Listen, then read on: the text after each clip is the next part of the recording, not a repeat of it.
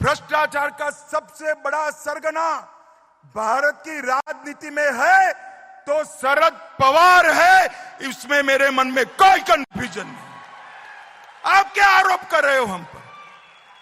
इस देश में कोई भी सरकार में भ्रष्टाचार को संस्थागत करने का काम, इंस्टीट्यूशनलाइज करने का काम अगर किसी ने किया तो शरद पवार आपने किया है। मैं डंके की चोट पर कह कर हम पर आप भ्रष्टाचार का आरोप लगा रहे हैं।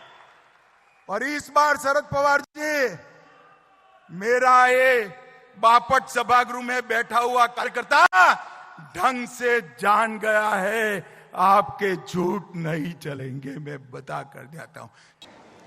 नमस्कार, मी राहुल कुलकर्णी, NDTV मध्ये जगभरातल्या सर्व प्रेक्षकांचं स्वागत आहे।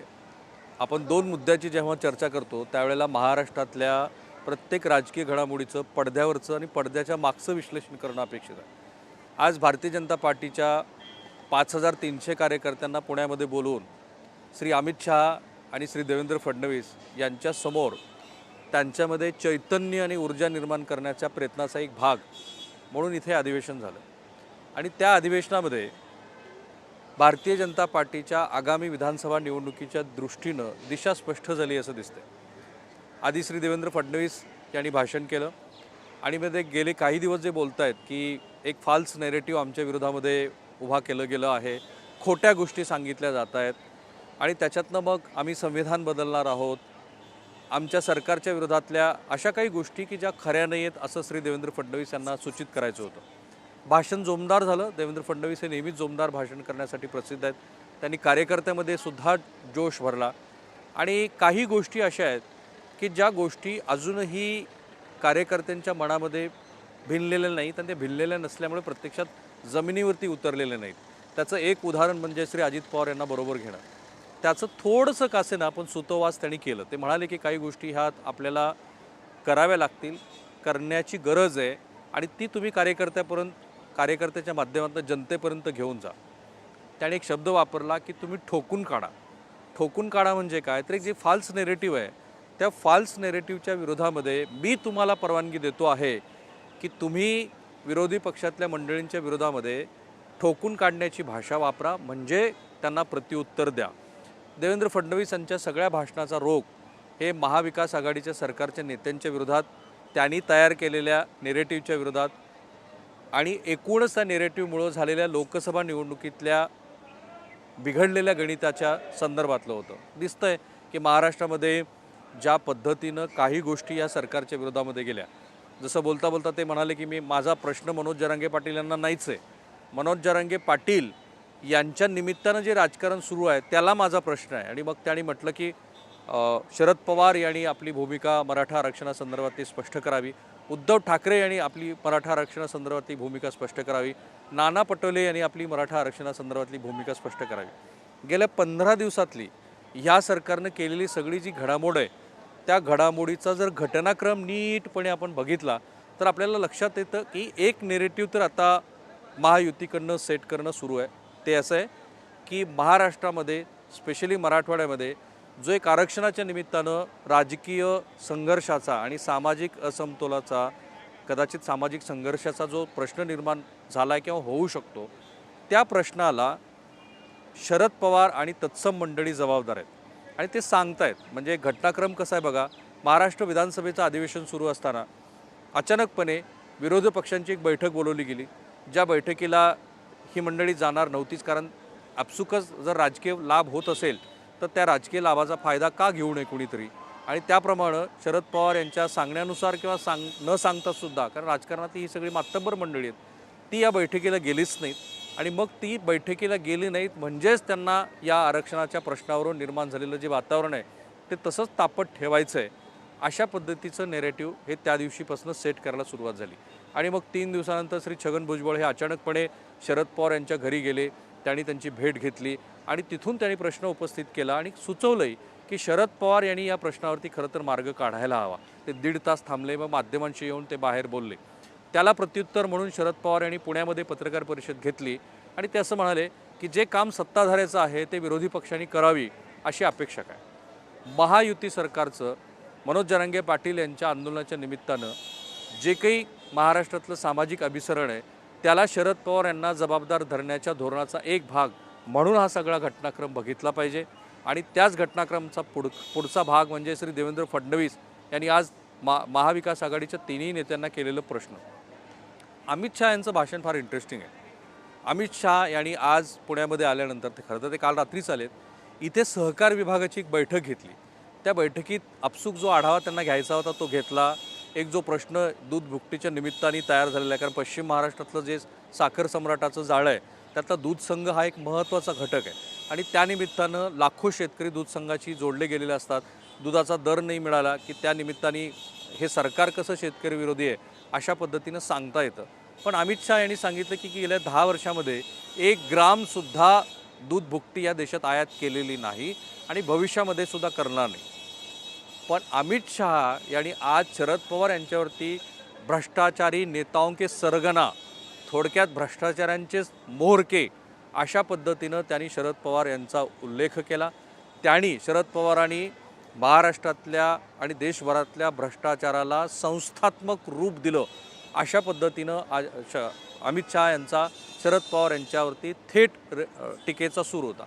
दिशा स्पष्ट आहे, महाविकास आघाडीचे प्रमुख म्हणून शरद पवार हेच असणार आहेत। शरद पवार यांनी ज्या पद्धतीनं लोकसभेला महायुतीच्या विरोधामध्ये एक मतदारसंघ निवडून त्या ठिकाणी उमेदवार उभे केले, जे आत्ता देवेंद्र फडणवीस आणि मंडळींना वाटते की एक पॉलिटिकल फॉल्स नेरेटिव्ह आहे, ते नेरेटिव्ह उभा करण्यामध्ये ते यशस्वी झाले। नरेंद्र मोदी यांच्या संदर्भातल्या काही गोष्टी शरद पवार यांनी जाणीवपूर्वक सांगितल्या।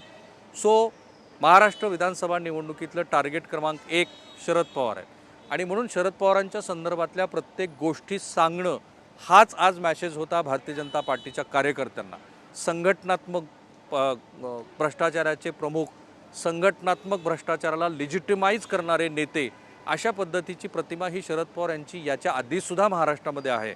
म्हणजे शरद पवारांनी किमान पक्षी त्यांच्या पक्षातले जे सोकॉल्ड सरदार आहेत की ज्यांनी वेगवेगळ्या संस्थात्मक सहकारी संस्था उभा केल्या आणि त्या सहकारी संस्था हळूहळू डिसमॅन्टल झाल्या, लयाला गेल्या। आणि आपल्याला आठवत असेल तर श्री पृथ्वीराज चव्हाण हे महाराष्ट्र राज्याचे मुख्यमंत्री असताना त्यांनी शिखर बँकेच्या माध्यमातून शिखर बँकेची चौकशी 88 अंतर्गत त्या चौकशीला परवानगी दिली आणि त्या चौकशीतनंच मग जवळपास 88 नेत्यांच्या विरोधामध्ये ते शिखर बँकेच्या माध्यमातून साखर कारखान्याच्या खरेदी विक्रीतनं चुकीच्या गोष्टी करत होते हे पहिल्यांदा जाहीर झालं। मग त्यानंतर मग मेधा पाटकर, अण्णा हजारे, राजू शेट्टी या मंडळींनी पुण्यातल्या शिवाजीनगर पोलीस स्टेशनमध्ये गुन्हा दाखल केला। त्यामुळं ह्या मधल्या घडामोडीमध्ये श्री शरद पवार यांच्या संदर्भातली त्यांची जी प्रतिमा होती की ते भ्रष्टाचारांना पाठीशी घालतात किंवा पाठबळ देतात, तोच धागा पकडत आज श्री अमित शहा यांनी ते संस्थात्मक भ्रष्टाचारी असणाऱ्या मंडळींना पाठिंबा देतात अशा पद्धतीचं नेरेटिव्ह उपस्थित करण्याचा प्रयत्न केला। कारण शरद पवार हेच विधानसभा निवडणुकीमध्ये भारतीय जनता पार्टीसमोरचे सर्वात मोठे प्रतिस्पर्धी आहेत। आता कोणी हा जर प्रश्न त्यांना विचारला, काउंटर प्रश्न, की जर शरद पवार हे आजपर्यंत भ्रष्टाचार करणाऱ्या मंडळींना पाठीशी घालत होते, त्यांनी भ्रष्टाचाराला लिजिटिमाइज केले, तर मग अजित पवार तुमच्याबरोबर कसे? तर या प्रश्नाचं उत्तर देणं त्यांनाही फार कठीण जाणार आहे। मुद्दा हाच आहे की महाराष्ट्र विधानसभेच्या निवडणुकीचा बिगुल आज भारतीय जनता पार्टीनं तरी किमान वाजवला आहे। 5300 कार्यकर्त्यांना सांगितलं की तुम्ही घरोघरी जा। एक पुस्तिका दिली गेली, ज्या पुस्तिकेमध्ये श्री देवेंद्र फडणवीस, श्री चंद्रकांत पाटील यांनी मराठा समाजासाठी काय काय काम केलेले आहे त्याचे सगळे तपशीलवार विवरण आहेत। अण्णासाहेब पाटील महामंडळाच्या वतीनं 1 लाख मराठा समाजातल्या तरुणांना जी मदत झाली त्याची पुस्तिका आहे आणि त्या पुस्तिकामध्ये देवेंद्र फडणवीस यांच्या संदर्भातले 3 पान, चंद्रकांत पाटील यांच्या संदर्भातले 2 पान आहेत की ज्या पानामध्ये यांनी मराठा समाजासाठी काय केलेलं आहे त्याचा सगळा उहापोह आहे। त्यामुळं कार्यकर्त्यांना रिचार्ज करत असताना आपल्या समोरचा जो विरोधी पक्ष आहे त्या विरोधी पक्षातल्या कुठल्या नेत्याला कुठल्या मुद्द्यावरती काउंटर करायचे ते ठरले। किरीट सोमय्या यांनी लोकसभेच्या निवडणुकीचे निकाल लागल्यानंतर तिसऱ्याच दिवशी हे सांगायला सुरुवात केली होती की श्री उद्धव ठाकरे हे जिंकले त्याचं कारण आहे मुस्लिम मतदार, लव जिहाद आणि लव वोट अशा संदर्भातली त्यांनी पुस्तिका पण प्रकाशित केलेली होती। त्याचाच आजचा पुढचा भाग म्हणून अमित शहा यांनी या महाराष्ट्रामध्ये एक औरंगजेब फॅन क्लब आहे असं म्हटलं। म्हणजे महाविकास आघाडी ही औरंगजेब फॅन क्लब आहे आणि त्या फॅन क्लबचे प्रमुख आहेत श्री उद्धव ठाकरे और आपको शर्म आनी चाहिए असाही शब्द त्यांनी वापरला, क्योंकि आप ठाकरे हो। महाराष्ट्रात लोकसभेच्या ज्या निवडणुका झाल्या त्याच्यामध्ये मुस्लिम, मागासवर्गीय आणि दलित समाजातला एक घटक असा मिळून त्यांनी श्री उद्धव ठाकरे यांच्या पाठीशी मोठं बळ लावलं. आणि उदाहरण देताना देवेंद्र फडणवीस यांनी मालेगावमध्ये झालेल्या मतदानाचा संदर्भ दिलाच होता. त्यामुळं एक अशा पद्धतीचाही प्रचार आता उद्धव ठाकरे यांच्या विरोधात केला जाईल आणि जो केला जातोच आहे की लोकसभा निवडणुकीमध्ये उद्धव ठाकरे यांना जी मतं मिळाली ती प्रामुख्यानं मुस्लिम मतं होती, ती प्रामुख्यानं मागासवर्गीयांची मतं होती. पण मागासवर्गीयांच्या मतापेक्षाही उद्धव ठाकरे हे औरंगजेब फॅन क्लबचे अध्यक्ष आहेत असं म्हणण्याचं कारण म्हणजे जे हिंदुत्ववादी मतदार आहेत, जे शिवसेनेचे पारंपरिक मतदार आहेत, ज्यांनी लोकसभेला शिवसेनेला मतदान केलेलं आहे, अशाही मतदारांना पुन्हा एकदा आपल्याकडे वळवून घेण्याच्या प्रयत्नाचा भाग. त्यामुळे अमित शहा यांनी आज जर महत्त्वाच्या 2 गोष्टी काही केल्या असतील ज्या आपण 2 मुद्द्यांतून सांगतोय, तर ते म्हणजे विधानसभा निवडणुकीसाठी शरद पवार हेच आपले टार्गेट क्रमांक 1 असतील आणि त्या खालोखाल उद्धव ठाकरे यांना कुठल्या मुद्द्यावरती कॉर्नर करायचं आहे तोही मुद्दा आज त्यांनी स्पष्ट केलेला आहे. गोड मैदान जवळ आहे. आम्ही चंद्रशेखर बावनकुळे यांची मुलाखत केली. त्यांनी स्पष्टपणे सांगितलं की श्री अजित पवार यांच्याशिवाय ही निवडणूक लढली जाणार नाही. त्यांना थोडंसं याची कल्पना आहे की अजित पवार यांना बरोबर घेतल्यामुळं कार्यकर्ते खुश नाही आहेत. त्या कार्यकर्त्यांना खुश कसं करायचं किंवा त्यांची मतं कशी परावर्तित करायची या संदर्भातला एक बहुधा काहीतरी प्लॅन ठरलेला आहे. आणि म्हणूनच देवेंद्र फडणवीस यांनी त्याच दृष्टीनं आपल्याला कार्यकर्त्यांना जो मेसेज द्यायचा होता तो दिला. दिसतं असं आहे की ह्या सगळ्या घडामोडीतनं भारतीय जनता पार्टीनं लोकसभेला ज्या चुका केल्या होत्या त्या चुका दुरुस्त करण्याचा प्रयत्न खूप आधीपासून सुरू केला आहे. 3 महिने विधानसभा निवडणुकीला बाकी आहेत, पण या 3 महिन्यामध्ये आपल्याला अनुकूल असलेलं पॉलिटिकल नेरेटिव्ह सेट करणं हे भारतीय जनता पार्टीनं लवकरच आपल्या हातात घेतलं आहे.